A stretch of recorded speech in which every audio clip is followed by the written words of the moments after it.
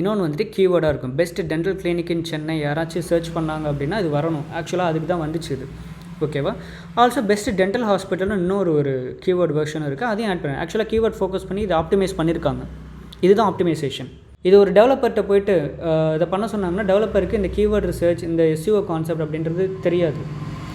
இதை டிசைட் பண்ண வேண்டியது SEO Analyst. SEO Analyst is not a website developer.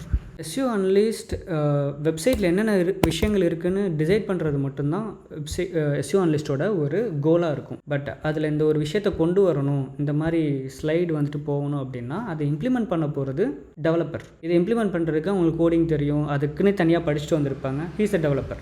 Also SEO Analyst is not a content writer. எனக்கும் content எழுதலாம் தெரியாது, but I am SEO Analyst.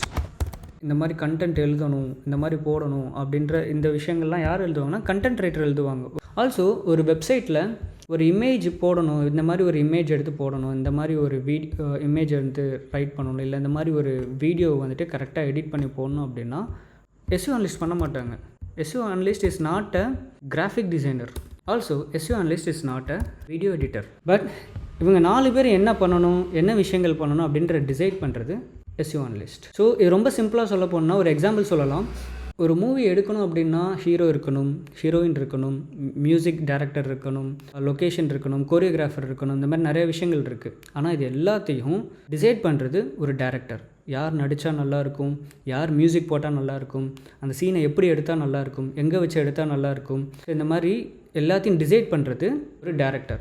So அந்த மாதிரி தான் விஆர். ஓகேவா? ஸோ நம்ம ஒரு வெப்சைட்டில் ஒரு விஷயங்கள் இப்போ இந்த இடத்துல ஒரு வீடியோ போடணுன்னு இந்த மாதிரி போட்டோம்னா ஒரு கிளிக் த்ரூ ரேட்டோ இல்லை வர ஒரு என்கேஜ்மெண்ட் ஃபேக்டரோ இன்க்ரீஸ் ஆகும் டிசைட் பண்ண வேண்டியது ஒரு SEO Analyst. ஸோ அதுக்கேற்ற பிளான், ஓகே இந்த மாதிரி ஒரு வீடியோ எடுப்போம், ஸோ இந்த மாதிரி எனக்கு ஒரு எடிட்டில் வேணும் அப்படின்றது சொல்கிறது ஒரு SEO Analyst. இன்னும் டீட்டெயிலாக சொல்ல போனால் ஒரு மார்க்கெட்டரோட ஒர்க்கே அதுதான். அஸ் அ டிஜிட்டல் மார்க்கெட்டராக நம்ம வந்துட்டு ஃபோக்கஸே அதுதான்.